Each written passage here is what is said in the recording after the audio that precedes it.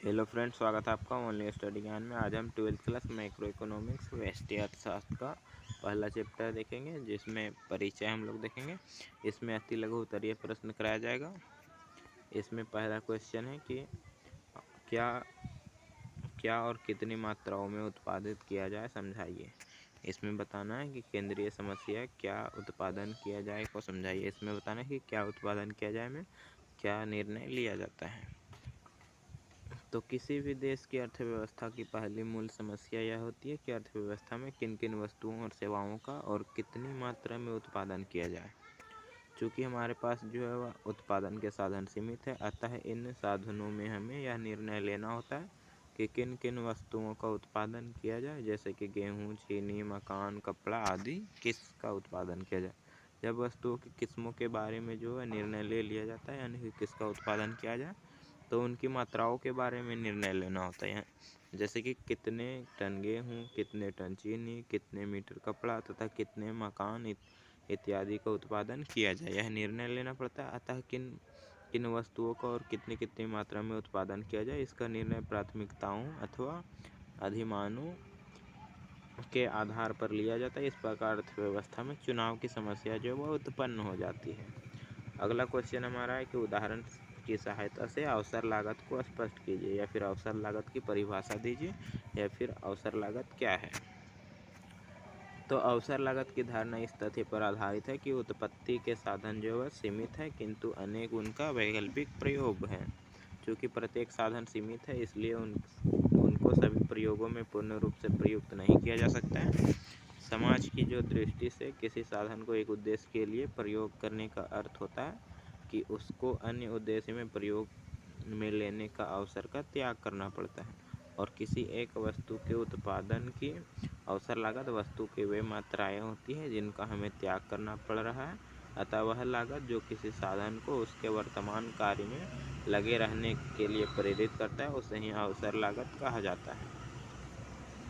अगला क्वेश्चन देखें तो उत्पादन संभावना वक्र क्या है, व्याख्या कीजिए। इसमें उत्पादन संभावना वक्र बताना है PPC, प्रोडक्शन पॉसिबिलिटी कर्व। तो वस्तुओं के उत्पादन के लिए अनेक विकल्प अर्थव्यवस्था के सामने आते हैं, जिन्हें अर्थव्यवस्था की उत्पादन संभावनाएं कहते हैं।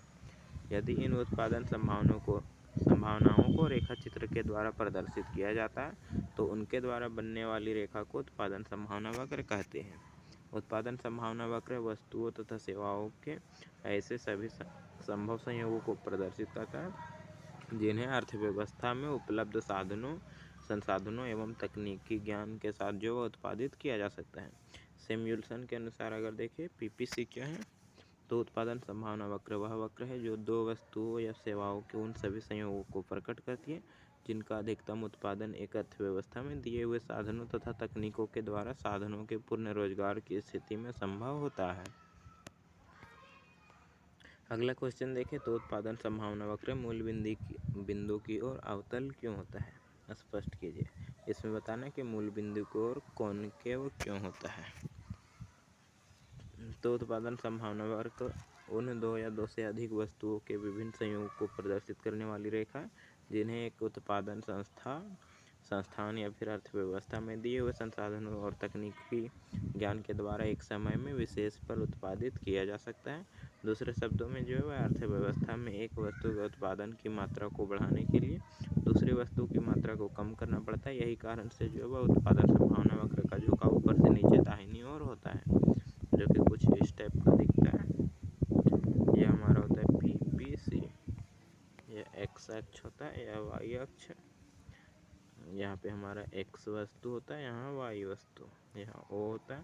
तो यह मूल बिंदु को और जो है वह न तो उधर होता है। अगला क्वेश्चन देखें तो वह किसके लिए उत्पादन करें की समस्या की व्याख्या कीजिए। इसमें बताना है कि किसके लिए उत्पादन किया जाए। तो वस्तु का उत्पादन किसके लिए किया जाए, क्या और कैसे। तो उत्पादन किया जाए की समस्याओं के समाधान के बाद जो है यानी कि क्या और कैसे उत्पादन किया जाए समस्या के बाद तीसरी समस्या यह उत्पन्न हो जाती है कि उत्पादन किसके लिए किया जाए, अर्थात उत्पादन किस वर्ग के लिए किया जाए, निर्धन वर्ग के लिए या फिर धनी वर्ग के लिए। वर्तमान समय को ध्यान में रखकर उत्पादन किया जाए अथवा भविष्य के लिए किया जाए, साथ ही उत्पादित वस्तु का बंटवारा किस तरह से किया जाए। अगला क्वेश्चन देखें तो आर्थिक समस्या मूलतः चुनाव की समस्या है, कैसे वह बताना है। तो आवश्यकताएं असीमित और साधन सीमित होते हैं।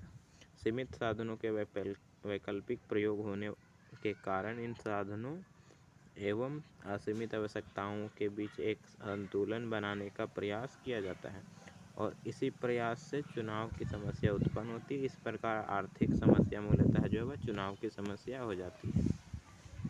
अगला क्वेश्चन है कि व्यष्टि अर्थशास्त्र से आप क्या समझते हैं। इसमें बताना है कि व्यष्टि अर्थशास्त्र क्या है।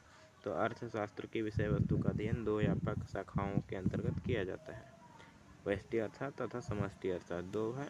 व्यष्टि अर्थशास्त्र के अंतर्गत हम बाजार में उपलब्ध विभिन्न वस्तुओं तथा सेवाओं के परिप्रेक्ष्य में विभिन्न आर्थिक अभिकर्ताओं के व्यवहार का अध्ययन कर जानने का प्रयास करते हैं कि इन बाजारों में व्यक्तियों की अंतःक्रिया द्वारा वस्तुओं तथा सेवाओं की मात्राएं और कीमतें किस प्रकार निर्धारित होती हैं। अगला क्वेश्चन देखें तो वह है कि कैसे उत्पादन किया जाए की समस्या से आप क्या अभिप्राय है। इसमें बताना है कि तकनीकी चयन की केंद्रीय समस्या क्या है, वही समझाना है।